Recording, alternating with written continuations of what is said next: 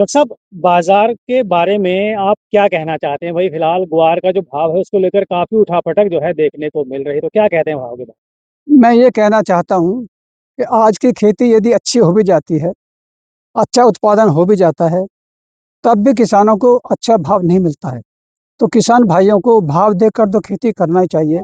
लेकिन ग्वार एक ऐसी फसल है, जो मेरा अनुभव कहता है कि पिछले 10 वर्ष से ग्वार का क्षेत्रफल वही है, लगभग 25 से 30 लाख हेक्टेयर, और ग्वार का उत्पादन भी वही है, करीब 12 से 15 लाख टन है।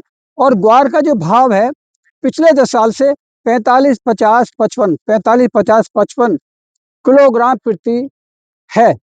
इतने रुपए 45-50-55 प्रति किलो भाव चल रहा है।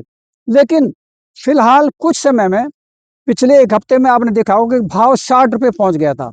लेकिन 60 रुपये पहुंच जाना कोई बड़ी बात नहीं। 10 साल में यदि 5 रुपये 10 रुपये बढ़ गया तो कोई बड़ी बात नहीं है। ये कुछ भी नहीं है, ये तो वैसे ही झटका है। तो इसलिए किसानों को परेशान नहीं होना चाहिए। लेकिन मैं ये कहूँ, इससे अच्छी फसल क्या मिलेगी जो आपको स्थिर भाव देती है। आपको इतना भाव तो मिलेगा ही मिलेगा। ये फसल कोई टमाटर, प्याज, लहसुन जैसी नहीं है कि एक बार तो आपका जो बाजार का भाव है पहुंच गया फर्श पर, फिर पहुंच गया अर्श पर। ऐसा नहीं है।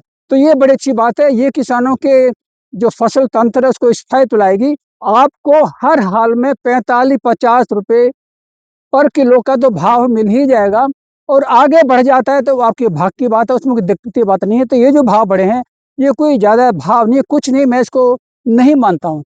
ये तो बाजार में इतना हो जाता है। अभी जी का डॉलर है, घटता बढ़ता रहता है, रुपया घटता बढ़ता रहता है, सोने कितना बढ़ रहा है, लाखों में पहुंच रहा है, चांदी कहाँ पहुंच रही है, वो है चिंताजनक। ये तो कोई चिंता की बात ही नहीं।